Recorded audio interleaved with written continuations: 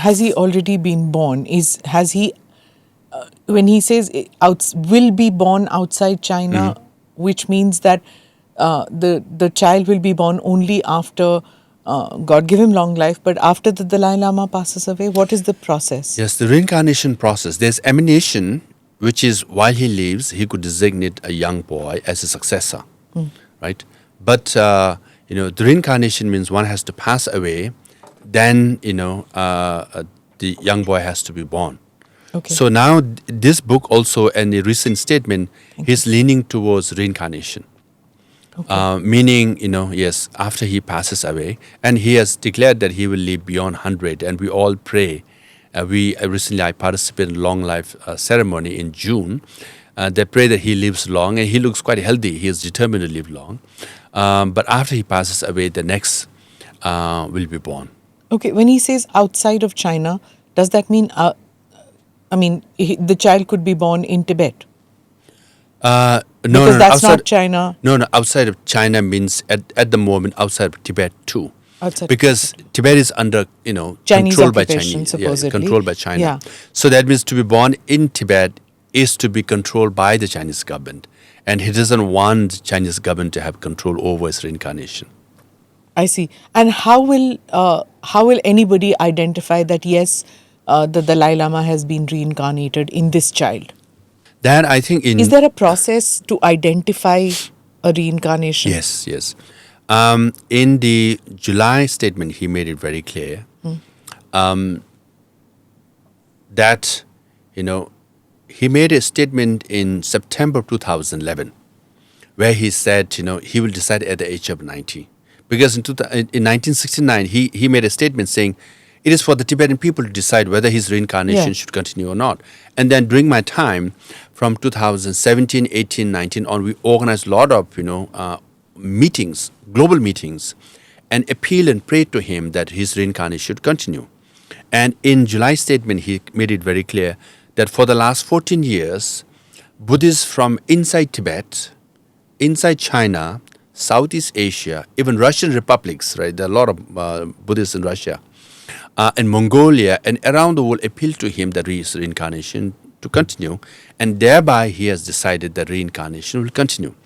So the idea of reincarnation is like a guru-chela relationship, right? Chela, they have to like the teacher so much that they will say, we want you to continue. So now that he has decided.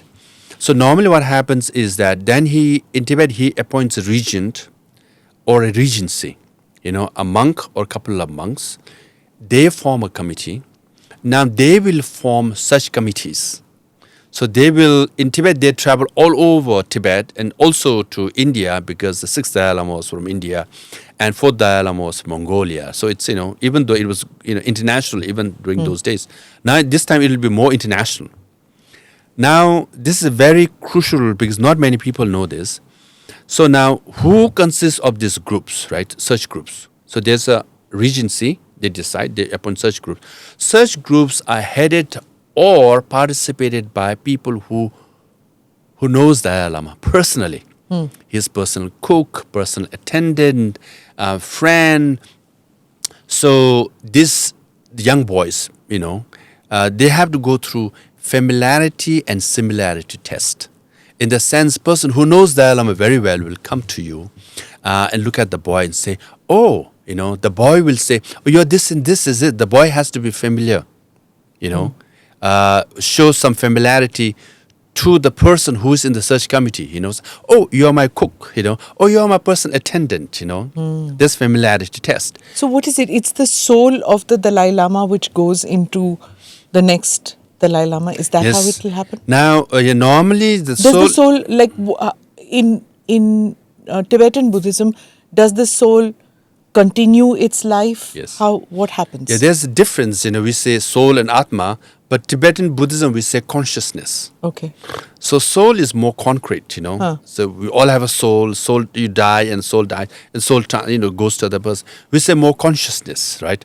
Now, there's a subtle difference between soul and consciousness, and soul is more objective in the sense, and the consciousness is a little more subtle than that. The soul, consciousness, passes on from one person to another, right? So that's what we believe, and based on karma, right? So now when this Dalai Lama passes away, he can leave a note, he can give a direction, or he can leave indications. For example, 13th Dalai Lama, when he passes away, he was sitting on a throne. They do this, after you're biologically dead, but your body will be warm, actually. Your nails will grow, your hair will grow. We call it tukdam, right? You are in this state of, pardo, right? You're physically dead, but you are, you're alive. Transition. A transition. And literally, you sit on a throne. So his face, after a few days, turned towards east, right? Now, something will happen in the east. And the region goes to this famous lake called Hamulaso, where he prays for many, many days. And in that lake, you see a future. And he saw a white house, and the green thatch, and there's a monastery, and 3 letters, Akama. So then there were a lot of translators who interpreted this and say, A means Amdo, the region, Ka means Kumbum, the district, and Ka and Ma means Karmapa monastery. That's what the monastery is. And just below that there is a house. And then one group went to that house. And it was headed by Kyusang Rinpoche, who was very familiar with the 13th Dalai Lama. So he dresses himself as a servant, and he dresses servant as the lead. And obviously the lead guy will be taken inside the house, the altar, and the servant will be kept at the kitchen. But this boy comes running, and you say, oh, you are Kyusang Rinpoche, right? You are that, monk I'm familiar with. And then they display identical items, like identical beads, identical walking sticks, and identical drums those were used by the previous Dalai Lama. And the boy identifies exactly those ones which the previous Dalai Lama used, personal items. So this is our familiarity test. So these are the tests went through, and then, then he was recognized later. So then the region will get all these boys' names, and then you have to go through a lot of rituals. And the similarity test also, and then say, oh, this boy's characteristic, the way he talks, the way he behaves, is very similar to the previous Dalai Lama. So you have to go through a series of tests. And then finally you're enthroned. But if it's in reincarnation, that's going to happen, that means when the Dalai Lama passes away, then the child will be born. Yes. Right? And then the consciousness goes into that child. So there will be a time period. Yes. For search, finding, and then the familiarity. So the child cannot be less than about 6 or 8 years old to identify, okay, this is, right? So there will be that gap.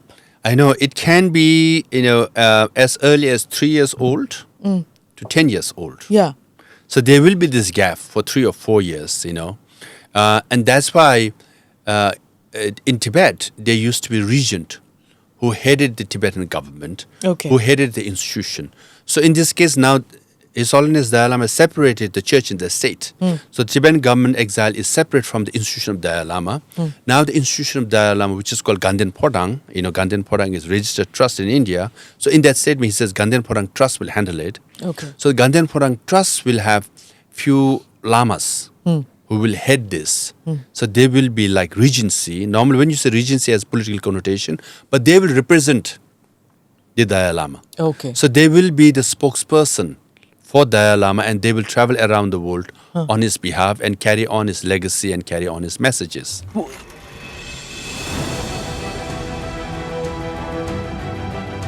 Namaste, Jai Hind. You're watching ANI podcast with Smita Prakash.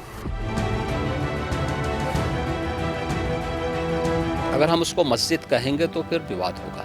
The issue is टूटा है क्या भारत? 400 पार का मतलब ये है कि संविधान खतरे में है। क्या हम लोग ये निर्देश देते हैं कि फला को गिरफ्तार करके जेल डाल दो? वही तो कह रहे हैं सब। ये बेबुनियाद निराधार आरोप। सच्चा सुनना चाहो देखो स्मिता प्रकाश ANI, it does not lie.